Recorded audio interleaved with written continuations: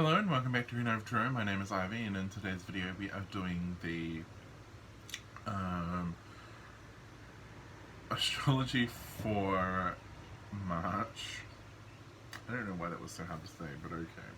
So we're gonna have a look. We're gonna have a little look at what's going on in March astrologically. What can we look forward to? What can we expect?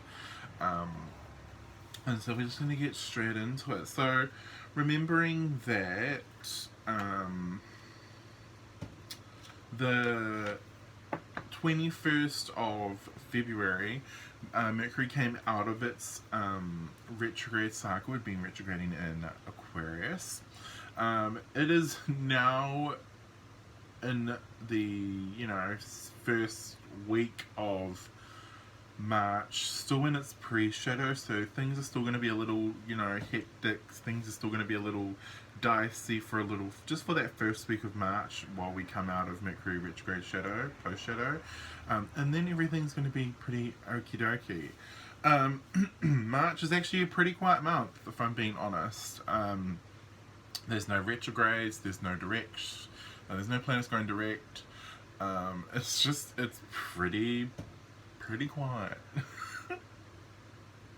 It's pretty quiet, aspect, well, not really aspect, ingress speaking, right?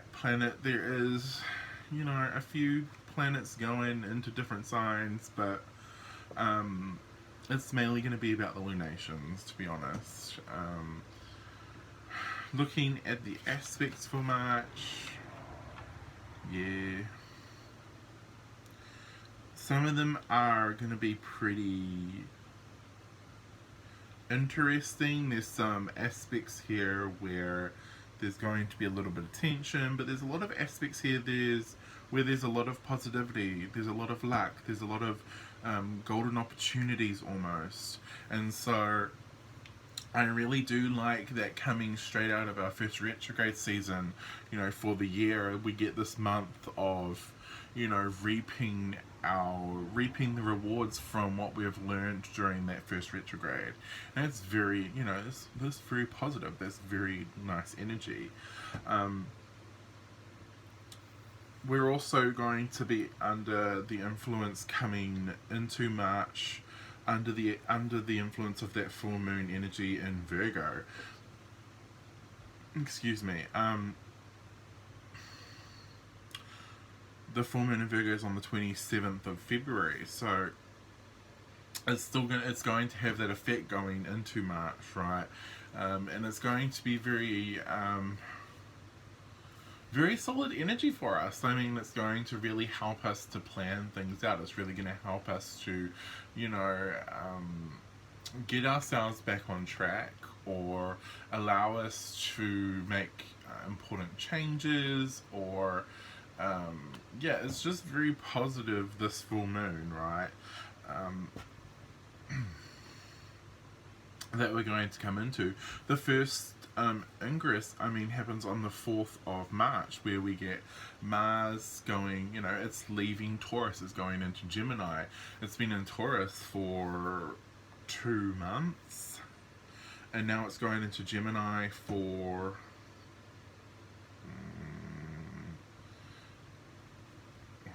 3, 4, 5, 6 weeks, 7 weeks, just under 7 weeks. It's going to be in March. So it's very interesting. It's going to definitely bring a different flavor of Mars. Mars is being in Taurus. It doesn't like being in Taurus, but it's very stubborn. It can be very stubborn energy, but it's really allowed us to set foundations, right? Especially with this Mercury retrograde helping to cement that, right? Of allowing us to build very solid foundations. And now it's going into Gemini, where we're going to be able to be very talkative, right? Gemini loves to speak, it loves to socialize, it loves to tell other people everything, right? And so Mars and Gemini is really going to want to prompt you to really want to talk to people or learn new things as well, right? Gemini loves to learn new things. And so we're going to have this energy coming into March where we're really going to we're really going to want to learn, right? Or we're really going to want to communicate what we've done to the world, right? What we've done in the last couple of months, what we've been laying solid foundations for, what we're preparing to build. And we're really going to want to then share that with the people that we care about, or to share that with people that this matters to us too. We then have on the 7th, we then on the 7th have the asteroid Pallas going into Pisces. I don't know why that was so hard to say. So Pallas is going to be moving out of Aquarius, it's going to be moving into Pisces. Pallas is all about strategies. It's all about planning. It's all about, where are we going? What are we wanting to do, right? And so when you have Pallas changing into a more creative or artistic sign, Pallas is now going to want to, how do I say this?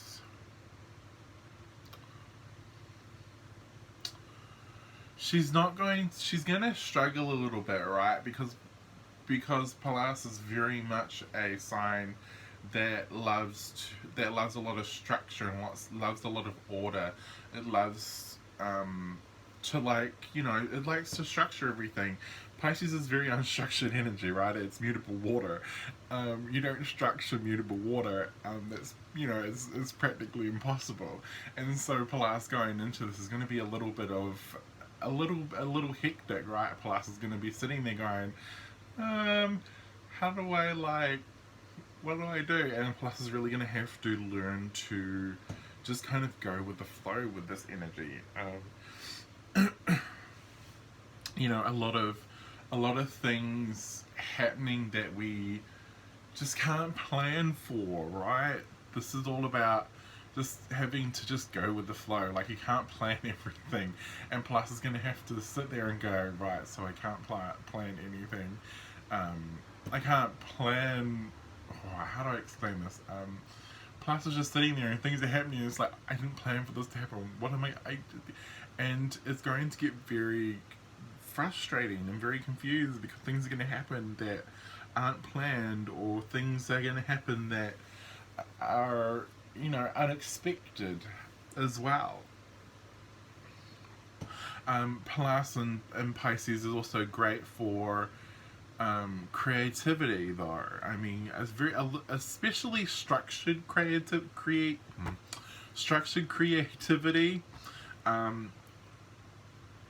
Pallas and Pisces is great for structured creativity. So I mean, while it is in a sign where it's struggling, it is bringing this sense of structured creativity where you're able to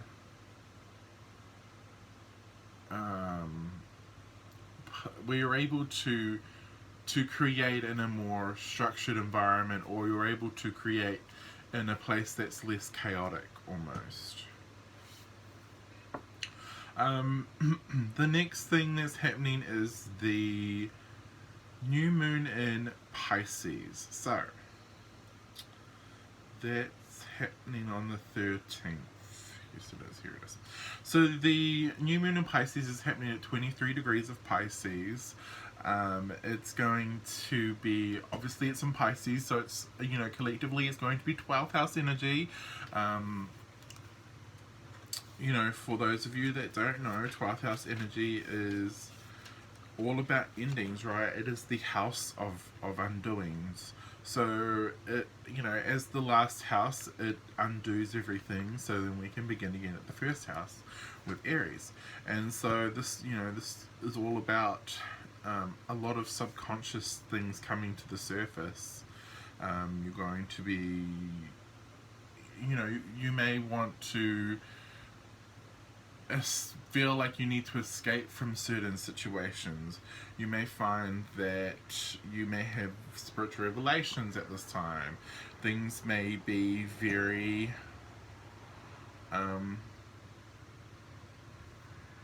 what's the word I'm looking for? Things may be very hidden, like there's maybe like a hidden quality to things, or you may find that things are ending during this time. Um, but it's a new moon, right? So things end, so new things can begin. Um, Definitely going to impact everyone a little differently, obviously, depending on your chart.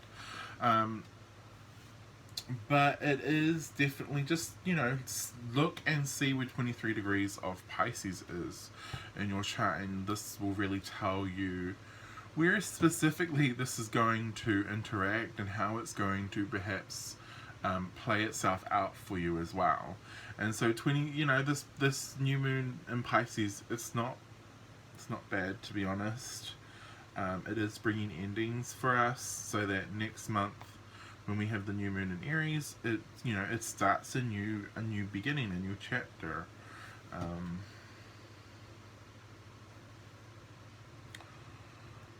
what else is happening around this moon or this moon?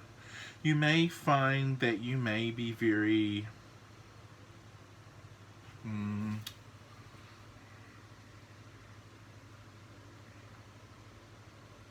you may find yourself in a very dreamy energy during this new moon as well. Um, there is, during this new moon, there is a Venus Neptune conjunction happening. It happens exact the next day, but it's very close on the new moon. So it definitely is going to be affecting this new moon, especially since it is in Pisces, and all of this conjunction is happening in Pisces as well. So I mean, they're going to be very close. They're going to be very close together anyway. And so this is really going to be very dreamy energy. It's going to make you reminisce, perhaps, or feel very romantic, or feel very there's just this really like romantic vibe. Like you may meet someone during this time. This is you may meet like a soulmate, or you may meet like a romantic, and you may have a romantic endeavor during this time, or you may end up um, uh, pining after someone even. This is just the energy that can manifest during this, right? So just something to be aware of. Happening on the 16th, Mercury is now finished its transit back through Aquarius, and now it's going into Pisces. So the 16th, we see Mercury going into Pisces. Very, very good. So, Mercury's Mercury is now going to take on a very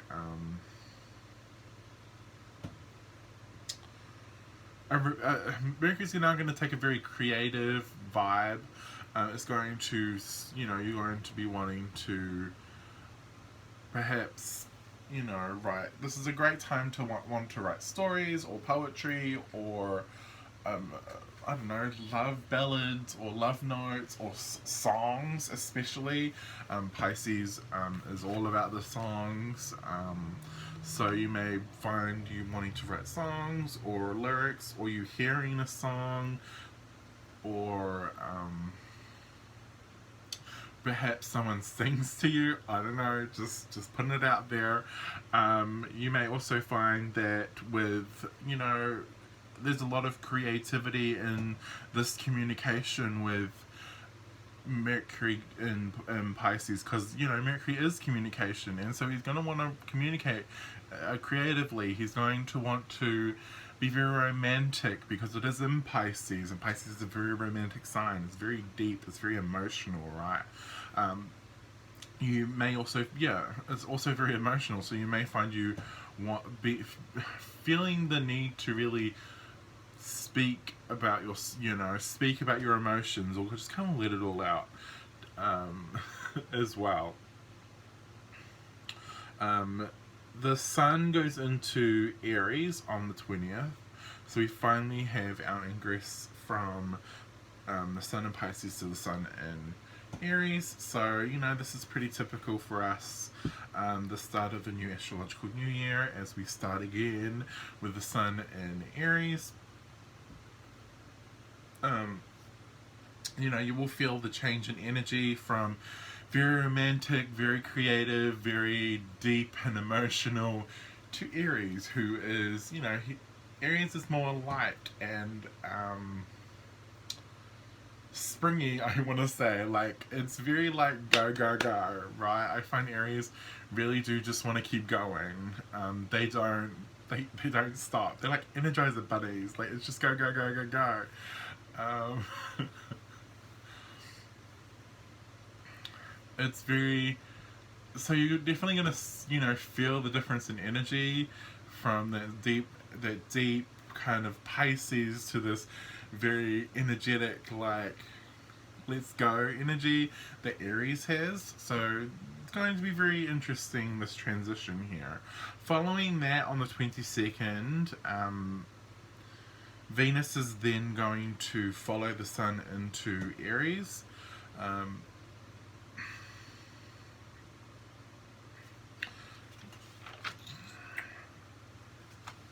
When does into Aries?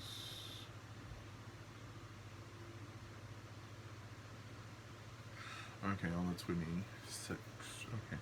So the Venus going into Aries, this is very interesting energy, right? Venus rules love, money, beauty, art, aesthetics as well. And it's going into Aries, right, which is very personal. Aries rules first house. It rules your ego. It rules your personality. It rules who you are, and how people kind of view you as well, or how you view yourself. Sorry, I should say. And so with Aries, with Venus going into Aries, you're really going to want to perhaps change up how you're, perhaps, you want to buy new clothes, or you want to get a haircut, or you want to change your makeup, or your beauty routine, or your skincare routine. You're just going to want to change things up with Venus and Aries, right? It's this energy of starting anew or renewing, or yeah, just wanting to make yourself feel better.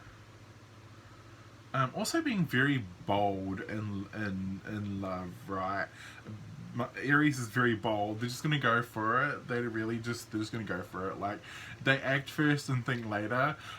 So you may find yourself being a bit more brash, or being a bit more outward in regards to romantic prospects. You may find yourself saying things just saying things to people, or making declarations to people without thinking about it first. So very interesting area, very interesting energy. Also, Venus is then going to conjunct the Sun on the 26th of March, so that's 4 days later.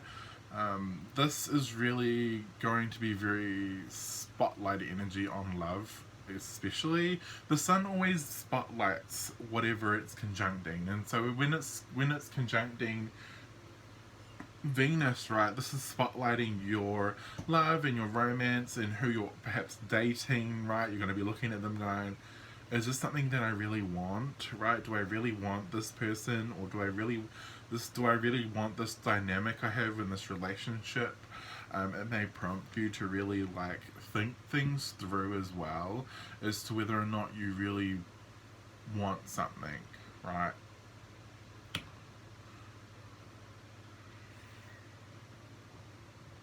The other thing it can do is that it can, because it's an Aries, it can make you very bold or very brash, even more so than than normal. even more so than what Venus does, you know, going into Aries. It's going to it's going to perhaps bring a bit of egotism to the plate, where you may want to kind of check yourself a little bit, um, because you may come across as being um, not pleasant because you're so cocky. You may come across cocky, and you know it happens, right? It's just one of those things where we just gotta watch ourselves and be like, why am I not being like normal, right?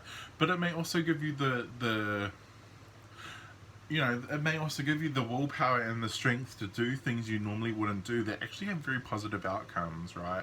You may end up talking to that person you normally wouldn't talk to, or you may end up going to do that thing that you've always wanted to do, but you always thought you weren't good enough for it, or you weren't pretty enough for it, and you go and do this, and it turns out, you know, better than you expected.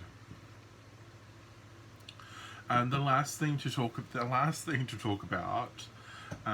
is the full moon in Libra. So the full moon in Libra is happening on the 29th of March.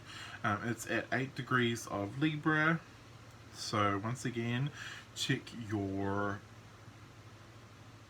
placements and see where 8 degrees of Libra is. You also want to see where 8 degrees of any cardinal sign is. So Aries, Cancer, and Capricorn, as well as Libra. So check those as well,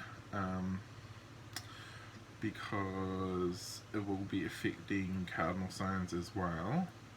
It'll be affecting all cardinal signs and all air signs. So just in different ways, I guess, is probably the best way to say it. It is in Libra, so it is bringing 7th house energy. You know, 7th house energy is all about your relationships, both romantic and platonic. It's also about anything to do with contracts, the law, because it is Libra, so it is the law.